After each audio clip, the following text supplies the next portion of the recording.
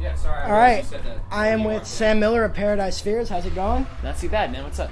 Not a ton. How's the tour going so far? Really, really well. It's actually over now for us. Like, tonight was our last night on here. So it was great, and now we're on to other things.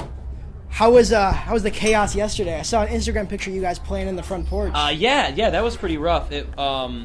Power went out in Milwaukee, like a transformer at like a power place blew. I don't know. Evidently, some of our guys like watched it happen, like an explosion. It's pretty awesome. So that was kind of exciting for them. And then the day kind of became more chaotic from there. It was actually like, for all of like the chaos of the situation, it was actually kind of peaceful because we were just sitting in our green room, like mellowing out, like had some candles burning, like some incense going. So it was all told, it was a great day. We were disappointed we didn't get a chance to play the show. Yeah. There were a couple hundred people there ready to hear a rock show. In the cold in Milwaukee. Exactly, yeah. Milwaukee is by no means a warm area. And we were in like a shady place too. I always kept worrying like some fan was going to get like shanked or something. It didn't happen. I don't think it happened. That's good. If it did happen, don't tell me about it. That'll just bum me out. I'll try not to. When I first heard you guys, I actually heard your payphone covers. That was the first heard of you guys. Very cool. Yeah. When is the first time you guys started transitioning from let's stop doing our real music and let's like just throw a few fun covers up there? Well, it was mostly it wasn't a transition period. It was just kind of like a thing that we could be doing on top. One of our primary like philosophies as a band is we want to constantly be releasing things. We want to have like a steady stream of content for people to always be getting excited about. And so it really was kind of exciting for us. So we decided we can't keep releasing original music because that'll be, that just sort of overfloods the market and confuses people. But there's kind of an understood like cover song game on YouTube, and we decided that we wanted to get into it. And it was probably about a year ago that we were like, originally we did a cover of the song Stereo Hearts by Gym Class Heroes, and that was kind of like a one-time thing. And then it ended up getting a lot of traffic, and we were like, "Whoa, that's awesome! Like people are looking up the song and finding us. That's so cool." And then we kind of guessed right on this small Canadian artist named Carly Rae Jepsen, who wrote a song called "Call Me Maybe." We were like, I think this song is going to be popular in the United States. So we released our cover actually a month before it even released in the United States. And then lo and behold, it became the biggest song in the world, and we had the biggest cover of it. So we got pretty lucky with a couple million views there, and then we did Payphone. We got Payphone at the right time, and we sort of transitioned out of doing covers. But for a hot moment there, we were like really on top of what was happening musically with covers. Since you guys started out, how do you think your sound has progressed? It's definitely evolved as we become more eclectic music listeners. Like the more we listen to stuff like Coldplay and Drake and Adele, those are the three examples of like things that our band listens to that I feel like have really influenced us musically. We've kind of grown out of just like trying to sound exactly like the bands we listen to, like the All Time Lows and Mayday Parades of the world, and instead we've kind of tried to forge our own path because, All Time Low already exists, and there's no way we're going to do All Time Low better than All Time Low. Right. So. Last time we saw you guys, we were actually at the Go to Hell tour back in November. You guys were with Go Radio and with yours truly, actually, too. Yeah, they played at that show as well. Great band name, by the way. Oh, I know. When I heard it, I was like, did they just build their song? Name of our record? Yeah. Evidently, no. They were a band before our record was released, but they said they get that all the time. I mean, it's a nice coincidence to play the same tour, right? No kidding. We've played with them a couple of times now. They, since then you've played, that was at the Shelter in Detroit. This is in Crofoot and Pontiac. Where else in Michigan have you played? We've done some Grand Rapids shows, but primarily it's just back and forth here. We headlined iLounge at Clutch Cargo's last June. But yeah, mostly Crofoot Ballroom. But yeah, like I said, we did a couple of Grand Rapids shows on the other side of Michigan, and those are fun. But yeah, like the Intersection. We played the Intersection multiple times. It's a great venue. I love that. It is fun. Yeah, the big room is a lot of fun. Yeah. We played the smaller room in front on the Go to Hell tour with Go Radio, and it was fun. It was kind of a chaotic day, I guess I remember. What so far is your favorite Michigan venue? Definitely the Crofoot. Yeah. Tonight's show was one of my favorites, like, of all time, maybe. So that was like, a lot of very fun memories of this screen room and that stage. And now an awesome interview. I mean. Yeah, exactly. Well, I'm gonna remember this for the rest of my life for sure. I hope so. We've been asking all the bands this all day. On this tour so far, because all the bands in this tour seem to have a really good time on stage. Of course, yeah. Just like they came out and did a workout routine during your set. Yeah, today. yeah. They told me about that in the interview. I was like, I want to see this. That was funny. What kind of other stuff goes on in the tour? Like kind of pranks or funny stories after the fact? We don't have a whole lot of. Not a big prank tour for us because we were only on the tour for 11 days, and that's traditionally like a last night of tour thing. But we've spent a lot of time fraternizing with the other bands. We hung out with, got to hang out with some of the Go Radio guys after our St. Louis show, which is the last show we played, and that was just really a blast. Those guys are a little bit older than us and a lot more mature than us, and they're hearing their opinion on the world of the music industry and the way that their music sounds, the way that our music sounds is always really, really cool. And we look up to them a lot, both musically and personally. The Somerset, we got to spend a lot of time with the Somerset. Brian is a good friend of mine from home in Los Angeles, and I spent a night on their bus, and it was definitely one of the craziest nights of the tour for me. These guys know how to they know how to host. And then We Are the In Crowd, we just recently met We Are the In Crowd, and they actually haven't been playing the last couple of shows too because of bad. Tay's sickness, which is unfortunate. I was excited to see her again. Yeah, they're by all indication a fantastic group of guys and girl. We just didn't get to spend much time with them because they've been haven't been at the last half of the shows.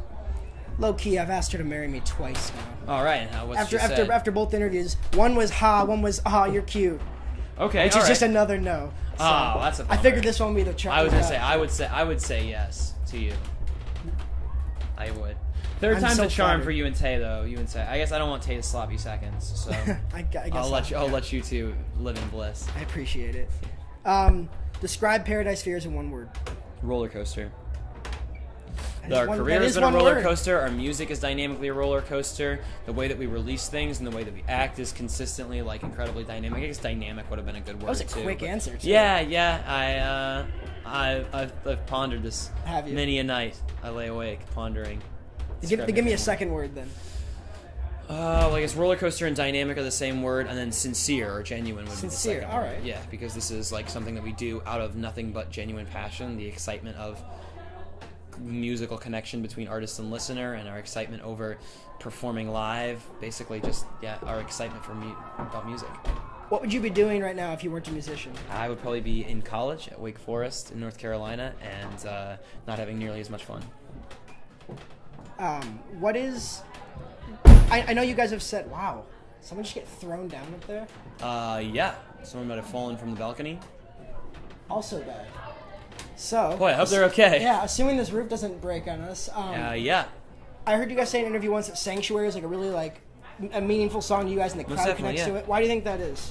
I think it's because it's written from a moment of vulnerability and weakness, and it takes a special kind of song and a special kind of time hearing a song and a special kind of listener to be able to appreciate and understand that vulnerability. And so when that connection is made, I think it's particularly strong.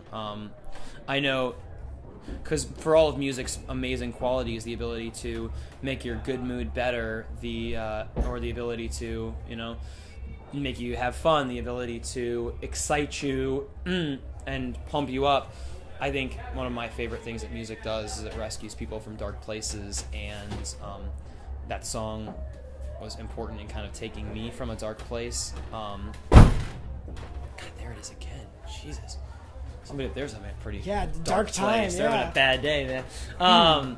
But I think back on the songs that for me had that effect, like the Swim by Jack's Mannequin, or You Get What You Give by the New Radicals, The Age of Worry by John Mayer, Slow Dancing in a Burning Room by John Mayer, Heart of Life by John Mayer. Stop This Train by John Mayer. Exactly, right? Songs like that really impact the listener and can take you from a dark place. I think those are some of the most important things that music has the ability to do, and the stories that I hear and the letters that I read a lot of times describe girls' journeys from those kinds of places using Sanctuary as that song, and that's pretty cool. That's the most exciting thing we get to do as musicians, I think. What advice would you give to a musician starting out? That you need to love your music, and if you find yourself selling yourself short in certain markets, if you find yourself compensating, if you find yourself making excuses for the things that you're doing and why your sound is the way that it is, then you should change it, because you need to be 100% confident, because if you don't love what you're doing, nobody else is going to. What does Paradise Fears mean? Really no meaning at all. I wish it had like a really cool, deep, dark meaning to it. But no, unfortunately, it was just the product of a stupid sophomore in high school, and I do not attempt to understand the 16-year-old mind. Not even my own. Fair enough. What's your guilty pleasure song? I've been listening to the Justin Bieber acoustic album, and it's really good. That exists? Really good. Yeah. He did an acoustic album of like half the songs on his most recent record, and it's really good. Is it? It's really good. The songs are great. Like, it's the best songwriters in the world writing those songs. Right. So you kind of gotta... you gotta know that acoustic, they're gonna sound pretty awesome, too. Assuming the ceiling doesn't break, because that would top it. What's your tour horror story? Oh, man. One night I got stuck in a venue bathroom, and it ran out. There was no toilet paper in there, and the only way to get out of there was like through the crowd, so I couldn't like sneak off anywhere. And I ended up sitting there for 15 minutes until our tour manager Grant brought me some toilet paper. But that was, I remember thinking in that moment, this is it. This is the day that my life is over. I'm sure Grant's like, this is the highlight of my time in the show. Yeah. All right, well, we're with Sam Miller of Paradise Fears. Thanks for watching. Thank you so much. All right, we're going to do a quick sign-off kind of thing. Sure. We'll probably fade through there. So I'll say thank you for watching. You say subscribe to this channel. Check out the other awesome videos, something like that. Awesome. Sure thing. Yeah. What's the name of the channel? Well, we normally use our newspaper's channel, but there's something wrong with it. For some reason, we're all locked out of this. We're just using my channel for now. Okay, cool. So just say Dylan's channel. Subscribe to Dylan's channel. Make sure you subscribe. Okay, got it. All right. All right, guys. Thank you for watching. Make sure you subscribe to Dylan's channel and check out the other amazing videos. Sam Miller says so.